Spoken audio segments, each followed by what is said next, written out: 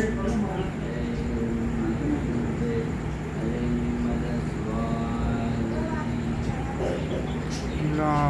صل على محمد وآل محمد۔ شروع کرتا ہوں اللہ کے نام سے۔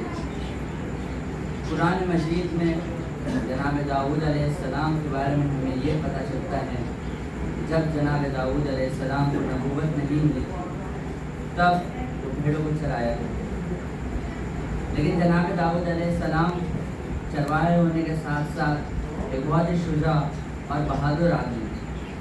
اگر کوئی بھی جنگلی جانوروں کو بھیڑوں پر حملہ کرتا تھا تو ان کے پاس ایک گلیل ہوتی تھی جس سے وہ ان جانوروں کو بھگایا کرتے۔ ایک بار کا واقعہ ہے کہ جس ملک میں جناب داؤد علیہ السلام تھے وہاں پہ دشمنوں نے ایک فوج حملے کے لیے بھیجی۔ ان کے حاکم نے ان سب سے بولا تھا کہ ہمارے پاس نہ تو فوج ہے نہ تو کوئی آدمی، بس ہیں تو صرف اس ملک کے لوگ۔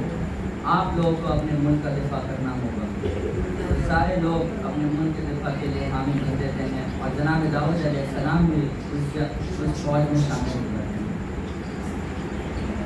جب دونوں فوج ایک دوسرے کے مد مقابل کھڑی ہوتی ہیں تو جب جناب داؤد علیہ السلام کی فوج دشمن فوج کے سپہ سالار جو کہ جالوت تھا اسے جب دیکھتی ہیں تو سب خوف زدہ ہو جاتے ہیں۔ جالوت بہت ہی طاقتور اور بہت ہی لمبا آدمی تھا اور اس کے بارے میں کافی قصے مشہور تھے کہ وہ کبھی ہارا نہیں ہے۔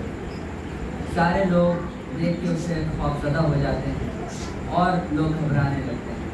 جب جالوت یہ بات بھانپ لیتا ہے تو وہ اپنی تلوار کے میان سے نکال کر لہراتے ہوئے کہتا ہے کہ کیا کوئی تم لوگوں میں سے ہے جو میرا مقابلہ کرے؟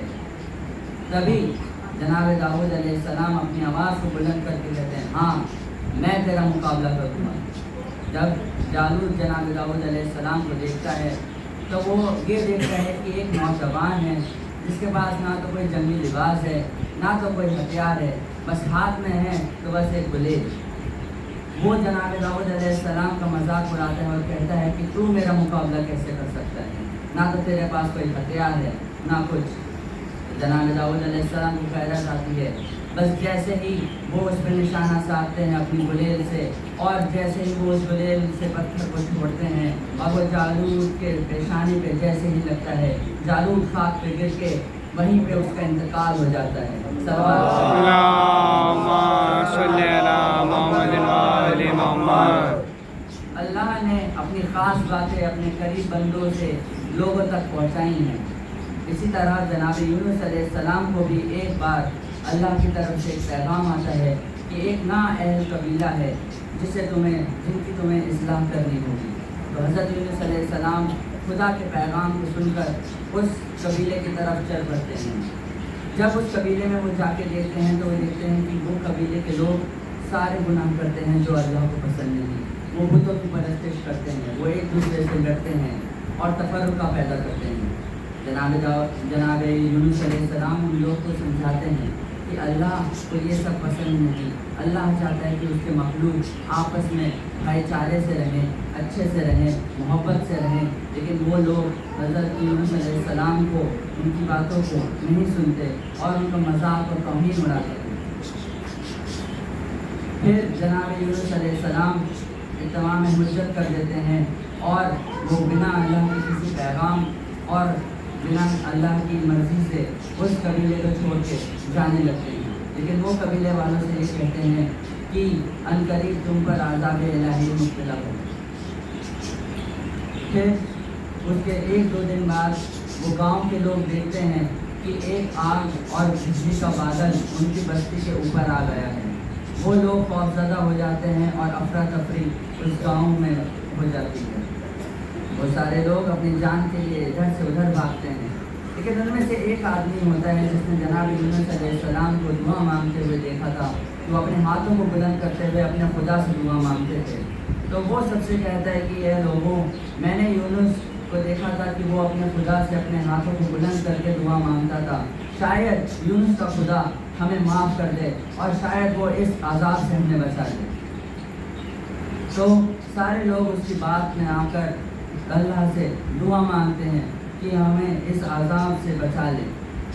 یہ سلسلہ 3 دن تک چلتا ہے اور پھر وہ گاؤں کے لوگ یہ دیکھتے ہیں کہ جو آگ اور بجلی کا بادل ہے وہ ان کی بستی سے آگے بڑھ گئے ہیں. سلوات اللہم صلی علی محمد و آل محمد. اور ادھر جناب یونس علیہ السلام اپنے کچھ لوگوں کے ساتھ سمندر کا سفر طے کر رہے تھے. وہ اپنے کچھ لوگوں کے ساتھ کشتی میں تھے کہ اچانک وہاں کا موسم بدل جاتا ہے، تیز ہوائیں چلنے لگتی ہیں اور لہریں امڑنے لگتی ہیں. جب یہ دیکھتے ہیں تو جو جناب یونس علیہ السلام کی کشتی ہوتی ہے وہ بھی ڈوبنے لگتی ہے. تو اس کشتی کا سالار یہ کہتا ہے جتنا بھی کشتی میں سامان ہے ہمیں ان سب کو دریا میں پھینکنا ہوگا، سمندر میں پھینکنا ہوگا.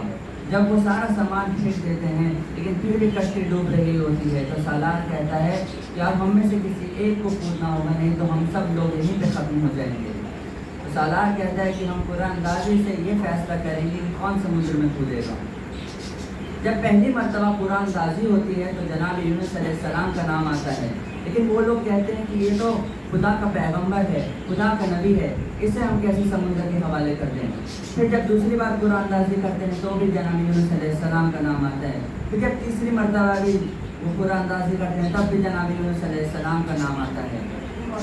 تو جناب یونس علیہ السلام ان سے کہتے ہیں کہ اب رک جاؤ، شاید یہی خدا کی مصلحت ہے کہ میں ہی سمندر میں کودوں اور تم لوگ کی جانیں بچ جائیں. تو وہ جناب یونس علیہ السلام سمندر میں کود جاتے ہیں اور اللہ مچھلی کو پیغام دیتے ہیں کہ میرے نبی، میرا پیغمبر سمندر میں کودا ہے، اسے تم نگل لو اور اپنے پیٹ میں اسے زندہ رکھو. جب جناب یونس علیہ السلام کی آنکھیں کھلتی ہیں تو وہ پاتے ہیں کہ وہ مچھلی کے پیٹ میں ہیں. وہ اللہ سے معافی مانگتے ہیں اور گریہ ازاری کرتے ہیں کہ مجھ سے بہت بڑی بھول ہوئی کہ میں آپ کے بنا کسی پیغام کے اور نہ آپ کے بنا کسی مرضی کے میں اس قوم کو ایسے اصلاح بنا کرتے ہوئے چھوڑ آیا.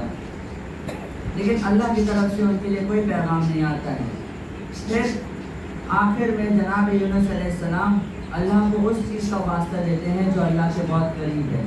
حضرت یونس علیہ السلام آخری نبی رسول اللہ صلی اللہ علیہ محمد و آل محمد. وہ آخری نبی رسول اللہ صلی اللہ علیہ وسلم کا واسطہ دیتے ہوئے کہتے ہیں کہ اے اللہ مجھ سے بہت بڑی گناہ سرزد ہوئی ہے، مجھے معاف کر دیں، میں اس قوم کی اصلاح کرنے کے لیے دوبارہ جاؤں گا. تو پھر اللہ مچھلی کو پیغام دے رہے ہیں کہ میں میرے نبی کو سمندر کے کنارے چھوڑ آؤ. اور وہ جب مچھلی کے پیٹ سے باہر آتے ہیں تو ان کا پورا جسم کھلا ہوا ہوتا ہے، ان کی کھال گلی ہوئی ہوتی ہے اور جو دھوپ سے ان کی کھال جل رہی ہوتی ہے. تو وہ اللہ سے دعا مانگتے ہیں کہ اے اللہ میری دھوپ سے حفاظت کر. تو اللہ زمین کو یہ حکم دیتا ہے کہ ایسا درخت میرے نبی کے لیے اگاؤ جو میرے نبی کا سایہ بنے اور جس کے پھل سے میرے نبی صحت یاب ہوں.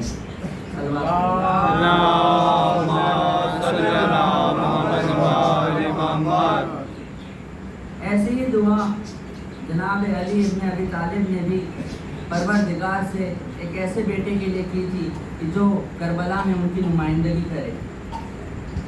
اور اللہ نے حضرت علی کو عباس علمدار جیسے بیٹے سے عطا کیا تھا. حضرت عباس علمدار کی یہ آرزو تھی کہ وہ اتنے طاقتور ہو جائے کہ وہ ذوالفقار علی کے وارث ہو جائیں. وہ مولا علی کی تنہائی کو پورے وجود کے ساتھ محسوس کرا کرتے تھے. حضرت عباس اس مقام پہ پہنچنا چاہتے تھے کہ جب وہ مولا علی کے برابر کھڑے ہو جائیں تو مولا علی کہیں کہ اب مجھے لشکر کی ضرورت نہیں، میرا عباس ہی لشکر کے برابر ہے. جب حضرت عباس بہت نوجوان اور کمسن تھے تب وہ چاہتے تھے کہ وہ جنگ میں جائیں. تو جب جنگ کی گنتی میں ان کا کوئی نام نہیں تھا تو جناب مالک اشتر کے پاس آتے ہیں اور ان سے چل کے کہتے ہیں کہ مالک مجھے بھی اپنے ساتھ جنگ میں لے جائیے. جناب مالک اشتر مسکراتے ہیں. تو حضرت عباس علمدار شیر کی طرح سے گرا کے کہتے ہیں کہ مالک آپ کو لگتا ہے کہ میں مذاق کر رہا ہوں، مجھے اپنے ساتھ لے جائیے اور میں آپ سے مقابلے کے لیے بھی تیار ہوں. اگر میں آپ سے مقابلے میں جیت گیا تو آپ مجھے لے جائیے گا. جناب مالک اشتر پھر مسکراتے ہیں. حضرت عباس علمدار پھر غصے میں چلاتے ہیں کہ مالک آپ مجھے کمتر سمجھتے ہیں. تو جناب مالک اشتر अपनी मुस्कुराहट को रोकते हुए कहते हैं कि अब्बास, मुझे मालूम है कि तुम बहुत अच्छा लड़ते हो, लेकिन तुम कमरे बनी हाशिम हो। तुम्हें सिफीन की सियाह रातों में चमकना होगा ताकि वो चांदनी रातें बन जाएं। हज़रत अब्बास इस ताबीर को सुनकर खामोश रहते हैं। जब करबला का दिन आता है और 9 मुहर्रम की आधी रात को जनाब ज़ुहैर इब्न कैन हज़रत अब्बास से कहते हैं कि ए अब्बास, मैंने अपने बुज़ुर्गों से सुना है कि अली ने तुम्हारे लिए तहज्जुद में दुआ की थी कि परवरदिगार, जब नवासे रसूल हुसैन करबला में जाए तो मुझे ऐसा बेटा अता कर जो हुसैन की जो मेरी नुमाइंदगी करे। हज़रत अब्बास एक मरतबा घोड़े पे सवार थे, रुकाबों में पैर डालते हैं और रुकाबों को तोड़ देते हैं और कहते हैं कि ये ज़ुहैर इब्न कैन, मुझे गैरत मत दिलाओ, सुबह हो लेने दो, मैं दिखाऊंगा कि मैं अली और मुर्तज़ा का बेटा हूँ, मैं हैदर कर्रार का बेटा हूँ और मैं अपनी बाबा की नुमाइंदगी करूँगा। जैसे ही 10 मुहर्रम की सुबह होती है, वो इमाम हुसैन के खैमे में पहुँच जाते हैं और कहते हैं आका, मुझे जाने की इजाज़त दीजिए। तो इमाम हुसैन कहते हैं कि अब्बास, आप मेरी फ़ौज के सिपह सालार हैं, मैं अगर आपको जाने दूंगा तो मेरी पूरी फ़ौज बिखर जाएगी। तो हज़रत अब्बास अलमदार खैमे से वापस आ जाते हैं। फिर एक एक करके इमाम हुसैन के असाब शहीद हो जाते हैं। तो हज़रत अब्बास उनके जनाजे को देखते हुए खैमे में दाखिल होते हैं और कहते हैं मौला, अब तो बूढ़े असाब भी शहीद हो गए हैं, अब तो मुझे इजाज़त दे दीजिए। तो इमाम हुसैन कहते हैं नहीं अब्बास, आप मेरे फ़ौज के सिपह सालार हैं, मैं आपको नहीं इजाज़त दे सकता। हज़रत अब्बास वापस खैमे से आ जाते हैं। फिर जब सारे असाब कत्ल हो जाते हैं और जब अहले बैत के 2 नौजवान औन मोहम्मद इमाम हुसैन से मर्ज़ी मांगने आते हैं, उनसे उनकी मर्ज़ी मांगने आते हैं और फिर वो वापस मैदान जंग में जाते हैं और उनके जब लाशें आते हैं तो हज़रत अब्बास अलमदार इमाम हुसैन के खैमे में आते हैं और कहते हैं कि मौला, अब तो हमारे गोदों के पले बच्चे भी जनाजे आ गए हैं, अब तो मुझे इजाज़त दे दीजिए। तो इमाम हुसैन कहते हैं कि अब्बास, मैं आपको इजाज़त नहीं दे सकता, आप मेरी फ़ौज के सिपह सालार हैं। तो हज़रत अब्बास कहते हैं कि मौला, अब वो फ़ौजी कहाँ है जिसका मैं सिपह सालार हूँ, मुझे अब इजाज़त दीजिए। तो इमाम हुसैन मुझे मना कर देते हैं। हज़रत अब्बास खैमे के बाहर खड़े होते हैं, तभी उनके कानों में ये आवाज़ आती है, अल्लाह तश, अल्लाह तश, हाय प्यास, हाय प्यास। वो जब उस जगह पे जाके देखते हैं तो देखते हैं कि एक खैमे में एक छोटी बीवी है, जो मशकीज़ों में देख रही है कि उनमें पानी है या नहीं। तो मौला अब्बास पूछते हैं कि ये बीवी, ये आप क्या कर रही हैं? तो कहती हैं चचा, मुझे बहुत तेज़ प्यास लगी है, मुझे पानी चाहिए। तो हज़रत अब्बास कहते हैं कि बीवी, आप मुझे मशक दीजिए और अपने बाबा से ये कहिए कि वो मुझे इजाज़त दे दें। बीबी सकीना जब इमाम हुसैन के पास आते हैं कहते हैं बाबा, चचा को इजाज़त दे देंगे, वो मेरे लिए पानी लेने जाएंगे। तो इमाम हुसैन हज़रत अब्बास से कहते हैं कि अब्बास, तुम मेरे लिए ऐसी सिफारिश लेके आए हो जिसको मैं रद्द नहीं कर सकता। एक मरतबा हज़रत अब्बास को इजाज़त मिलती है और वो घोड़े पे सवार होते हैं, एक हाथ में अलम लेते हैं, एक हाथ में मशकीज़ा सकीना लेते हैं और नहर अलकमे की तरफ रवाना हो जाते हैं। जब हज़रत अब्बास अलमदार फ़ौज को काटते हुए नहर अलकमे तक पहुंच जाते हैं तो ये नकल है कि हज़रत अब्बास अलमदार शदीद प्यासे थे, लेकिन उन्होंने एक घूंट पानी भी नहीं पिया। हज़रत अब्बास अपनी सवारी से कहते हैं कि तू तो एक बेजुबान जानवर है, तू पानी पी ले। तो वो बेजुबान जानवर भी पानी नहीं पीता, शायद उसे बीबी सकीना की प्यास याद आ गई हो। एक मरतबा हज़रत अब्बास अलमदार मशकीज़े को पानी से भरते हैं और खैमे की तरफ रवाना होते हैं। इतनी देर में शिमर अपने लोगों को हुक्म देता है कि अब्बास किसी भी तरीके से मशकीज़ा को खैमे तक ना पहुंचने दे, उसकी मशकीज़े को छेद दो, वो नहीं जाना चाहिए पानी खैमे के अंदर।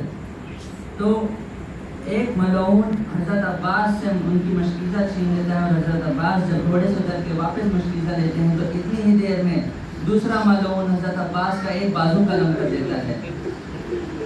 हज़रत अब्बास अपने अलम को संभालते हैं और इसी दौरान दूसरा मलऊन उनका दूसरा बाजू काट देता है। बीवी सकीना और बच्चे खैमे के बाहर आके जब इस मंजर को देखते हैं तो वो कहते हैं कि बच्चों, मैं दुआ मांगूंगी, तुम आमीन कहना। ایک مرتبہ حضرت عباس علمدار مشکیزے کو دانتوں سے پکڑ کے خیمے کی طرف چلتے ہیں اور اوپر آسمان میں رخ کرتے ہوئے کہتے ہیں کہ اے پروردگار بس کسی بھی طریقے سے یہ پانی خیمے تک پہنچ جائے۔ ایک مرتبہ شمر اپنے دوسرے آدمی کو حکم دیتا ہے کہ عباس کی مشکیزے کو تیر سے چھید دو، تو وہ ملعون جب وہ تیر چلاتا ہے تو سارا مشکیزہ کا پانی وہ بہہ جاتا ہے اور وہ تیر اس مشکیزے میں پیوست ہو جاتا ہے۔ حضرت عباس علمدار آسمان کی طرف نگاہ کرتے ہوئے کہتے ہیں کہ پروردگار یہ خیمے تک تو پانی پہنچ نہیں سکتا۔ تو پروردگار یہ کہتے ہیں کہ عباس ہم نے تمہیں باب الحوائج کا لقب دیا ہے۔ تو حضرت عباس کہتے ہیں کہ اے پروردگار تیری مصلحت تو بھی جانے، اب یہ پانی تو خیمے تک جا نہیں سکتا، تو میری آخری دعا سن لے کہ میرا لاشا بھی خیمے تک نہ جائے۔ ماتم حسین